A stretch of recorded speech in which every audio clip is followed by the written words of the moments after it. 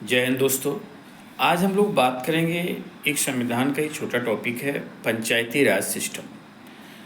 बहुत महत्वपूर्ण टॉपिक भी है और यहाँ से हमेशा एक आध क्वेश्चन पेपर में आते हैं। देखिए, जो पंचायती राज व्यवस्था है, ये भारत में जो 3 स्तर की व्यवस्था है, 3 लेवल है।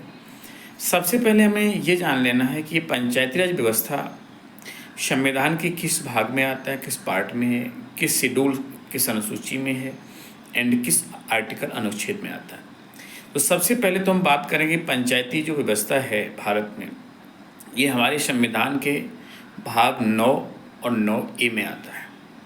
हमारा एक पंचायती व्यवस्था, एक नगर पालिका जो ग्रामीण पंचायत है, एक नगर पंचायत है। तो भाग 9 और भाग 9A 2 पार्ट आते हैं। शेड्यूल्स 11th एंड 12th, अनुसूची जो है वो हमारी अनुसूची 11 और अनुसूची 12, ये 2 अनुसूचियां हैं जो पंचायत से संबंधित हैं। और जो आर्टिकल है 243 243 से लेकर 243O तक हमारी पंचायती व्यवस्था के बारे में बताया गया। सबसे पहले हम ये भी बात कर लें कि पंचायती जो व्यवस्था है, इसे 73 अमेंडमेंट 73वां संविधान संशोधन 1992-93 को जो हुआ था, इसी के तहत इसे संवैधानिक दर्जा भी मिला था। 73वां संविधान संशोधन 1992 जो 24 अप्रैल 1993 से लागू किया गया था, और इसीलिए 24 अप्रैल को हम पंचायती दिवस के रूप में मनाते हैं। तो ये पंचायत से रिलेटेड 2 संविधान संशोधन भी बहुत महत्वपूर्ण हैं। एक हमारा 73 अमेंडमेंट जो 1992-93 और एक 74 अमेंडमेंट, ये भी 92-93, 74वां संविधान संशोधन 1992 और 93, ये नगर पालिका नगर निगम से रिलेटेड है। उनको भी ये हमें याद रखना है। अब एक चीज़ देख लेंगे, पंचायत से संबंधित कौन कौन सी कमेटियाँ बनाई गई, कौन कौन सी समितियाँ थी। देखिए, सबसे पहले पंचायत से संबंधित जो कमेटी थी वो थी बलवंत राय मेहता कमेटी। और बलवंत राय मेहता कमेटी जो 1957 की है, 1957 की है। और इस कमेटी ने जो सुझाव दिया था भारत में पंचायत का, वो 3 स्तरीय पंचायत, त्रिस्तरीय 3 लेवल पंचायत की व्यवस्था का सुझाव दिया था। एक हमारा डिस्ट्रिक्ट जिला लेवल पर जिला पंचायत हो, एक हमारा ब्लॉक लेवल पर क्षेत्र पंचायत, और एक हमारा ग्राम विलेज लेवल पर ग्राम पंचायत। तो 3 स्तर की बात कही थी। बाद में इसी को स्वीकार भी किया गया। दूसरी कमेटी और भी थी, अशोक मेहता समिति, ये भी महत्वपूर्ण थी। ये थी 1977 की। 1977 की ये कमेटी थी, अशोक मेहता कमेटी, और जिसने पंचायत के 2 स्तर बताए थे। एक मंडल स्तर पर होना चाहिए पंचायत, और एक डिस्ट्रिक्ट लेवल पर, जिला लेवल पर पंचायत का व्यवस्था होना चाहिए। तो 2 स्तरीय पंचायत अशोक मेहता समिति। तो बलवंत राय मेहता समिति ने 3 स्तर बताए पंचायत के, और अशोक मेहता समिति ने 2 स्तर बताए जो 1977 की थी। इसके बाद एक कमेटी और थी, GVK राव समिति। जो राव समिति थी 1985 की कमेटी थी। 1985 की राव समिति थी, जिसने प्रशासनिक व्यवस्था में सुधार हेतु सुझाव दिए थे कि जो हमारी प्रशासनिक व्यवस्था है उसमें क्या क्या सुधार होने चाहिए, उस संबंधित ये राव कमेटी थी। एक थी LM Singhvi committee. LM Singhvi जो समिति थी वो 1986 की थी। 1986 की जो सिंघवी कमेटी थी, उसने लोकतंत्र के विकास हेतु पंचायती राज संस्थाओं में नवजीवन प्रदान करना, मतलब जो हमारी लोकतंत्र है उसमें विकास के लिए ये पंचायत राज व्यवस्थाओं का, संस्थाओं का जो नया जीवन, नवजीवन देना, ये कहाँ तक कैसे कार्यरत है, इस पर सुझाव दिया था सिंघवी कमेटी ने। एक थी PK थुंगन कमेटी। एक PK थुंगन समिति थी, 1988 की थी, 1988 की थी। इसने जिला स्तर पर राजनीतिक और प्रशासनिक संचार पर विचार करना। तो ये जिला स्तर पर जो हमारी पंचायत व्यवस्था, उस पर राजनीतिक और प्रशासनिक संचार पर विचार करने के लिए कमेटी बनाई। तो ये कमेटियाँ याद रखना है। बलवंत राय मेहता कमेटी 1957, अशोक मेहता समिति 1977, GVK राव समिति 1985, LM सिंघवी समिति 1986, PK थुंगन समिति 1988। ये पंचायत से संबंधित कुछ कमेटियाँ थीं। इनमें बलवंत राय मेहता बहुत महत्वपूर्ण है, याद रखना है, जिसने 3 स्तर बताए थे। अशोक मेहता दूसरे नंबर महत्वपूर्ण है, जिसने पंचायत के 2 स्तर बताए थे। ये तो हमने देखा पंचायत पर कमेटियाँ।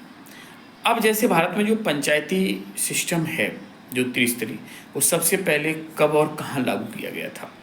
तो सबसे पहले हम बात करें, भारत में जो त्रिस्तरीय पंचायती व्यवस्था है वो 2 अक्टूबर 1959, 2 अक्टूबर 1959 राजस्थान के नागौर जिले में सबसे पहले पंचायती व्यवस्था को लागू किया गया था। तो राजस्थान पहला राज्य है जो इस व्यवस्था को लागू करने वाला है। और दूसरा जो राज्य है वो है हमारा आंध्र प्रदेश। तो याद रखना है, पहला राजस्थान और दूसरा आंध्र प्रदेश इस पंचायती व्यवस्था को लागू करने वाला। 2 अक्टूबर 1959 राजस्थान के नागौर जिले में सबसे पहले ये व्यवस्था को लागू किया गया था। 1993 में 1993 में संपूर्ण भारत में कुछ राज्यों को अपवाद को छोड़कर संपूर्ण भारत में इस व्यवस्था को लागू करने की स्वीकृति मिल गई थी। तो 1993 को भी याद रखना है। अब जैसे ये पंचायती व्यवस्था 3 स्तर की है, जब ये लागू हुई थी पंचायती व्यवस्था, उस समय भारत के जो प्रधानमंत्री थे पंडित जवाहरलाल नेहरू थे। और ये 3 स्तर की जो पंचायत है भारत में, एक हमारी जिला पंचायत, एक हमारी क्षेत्र पंचायत, एक हमारी ग्राम पंचायत। इस पंचायत का चुनाव कैसे होता है, चुनाव कौन कराता है, कैसे से कब तक रहती है पंचायत समितियाँ, इसके बारे में थोड़ी सी बात कर लेते हैं। सबसे पहले पंचायत का जो चुनाव होता है वो हमारा राज्य चुनाव आयोग कराता है। जैसे सेंट्रल में हमने देखा था लोकसभा, राज्यसभा, विधानसभा और विधान परिषद, ये राज्यों के, इन चुनाव को भारत का चुनाव आयोग कराता है। और जो पंचायती चुनाव होते हैं इसे राज्य का चुनाव आयोग संपन्न कराता है। ये पंचायत जो सदस्य होते हैं ये 5 वर्ष के लिए चुने जाते हैं, जिसमें से जिला पंचायत और क्षेत्र पंचायत के जो प्रमुख होते हैं वो इनडायरेक्ट पब्लिक के द्वारा होते हैं, अप्रत्यक्ष रूप से जनता के द्वारा चुने जाते हैं। और जो ग्राम पंचायत होता है वो प्रत्यक्ष रूप से जनता के द्वारा चुनाव होता है। जैसे जिला पंचायत में जिला पंचायत अध्यक्ष होते हैं, जिला पंचायत सदस्य होते हैं। क्षेत्र पंचायत में जैसे ब्लॉक प्रमुख होते हैं, उसके अंदर बीडीसी मेंबर होते हैं। और जो ग्राम पंचायत में ग्राम प्रधान होते हैं और उनके अंडर में मेंबर्स होते हैं। तो जो जिला पंचायत अध्यक्ष चुने जाते हैं उनका चुनाव इनडायरेक्ट जनता देती है वोट, क्योंकि उन्हें जो सदस्य होते हैं वही वोट करते हैं। जो ब्लॉक प्रमुख होता है उनको वीडीसी मेंबर वोट करते हैं, क्योंकि डायरेक्ट जनता नहीं देती है और वीडीसी मेंबर को जनता वोट देती है। लेकिन ग्राम प्रधान जो होता है उसे डायरेक्ट जनता वोट देती है। तो इन सब का चुनाव होता है, राज्य चुनाव आयोग चुनाव कराएगा और 5 वर्ष के लिए ये सब लोग चुने जाते हैं। 5 वर्ष से पहले भी ये कभी भी हट सकते हैं और या तो अपने आप से आप रिजाइन दे सकते हैं, और नहीं तो आप को जैसे कैसे हटाया जा सकता है। तो ये जो प्रधानमंत्री या मंत्री को हटाने की जो प्रक्रिया होती है वही प्रक्रिया होती है इनको भी हटाने की। जैसे आपने देखा अविश्वास प्रस्ताव एक प्रोसेस होती है जो प्रधानमंत्री को हटाया जाता है। तो एक विश्वास प्रस्ताव, एक अविश्वास प्रस्ताव, इसमें भी 50% + 1 से अगर प्रस्ताव पास हो जाता है पक्ष में तो सर बचे रहेंगे आप, और अगर आपका विपक्ष में पास हो जाता है तो आप पद से हट जाएंगे।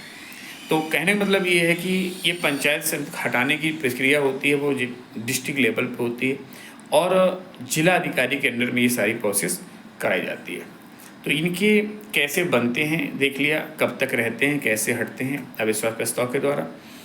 इनके काम क्या होते हैं, जैसे जिला पंचायत होता है तो डिस्ट्रिक्ट लेवल पर जिला पंचायत अध्यक्ष अपने जिले के विकास का कार्य करते हैं।